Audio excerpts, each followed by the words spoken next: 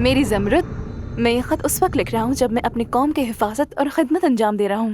تم ہمیشہ میرے ذہن میں ہو، جیسے کہ میں نے وعدہ کیا تھا کہ میں خیریت سے واپس آؤں گا اور بہت ہی عزت کے ساتھ تمہارے گھر والوں سے تمہارا ہاتھ مانگوں گا۔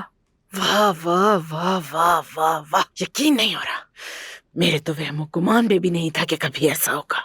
اس کا مطلب تو یہ ہوا لڑکی کہ وہ دونوں کافی عرصے سے ساتھ تھے۔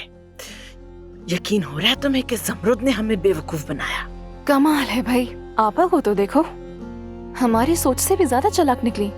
پہلے انہوں نے عدنان کو اپنے پیچھے لگایا، پھر اس کے چچا سے شادی کی، چچا مر گئے تو عدنان سے شادی کر لی۔ یہ تو ٹریگنومیٹری کی طرح ہو گیا۔ یہی تو وجہ تھی کہ وہ عادل سے شادی کرنے کے لیے منع کر رہی تھی، یہی وجہ تھی، جانتی ہوں میں۔ واہ زمرد، تم نے تو دھوکہ دیا، ہمیں یقین نہیں ہو رہا۔ لیکن امی دیکھیں نا، میرے خیال میں یہ خطوط کافی قیمتی ہیں۔ خدا نہ کرے اگر یہ باہر آ گئے تو وہ گھر جنگ کا میدان بن جائے گا۔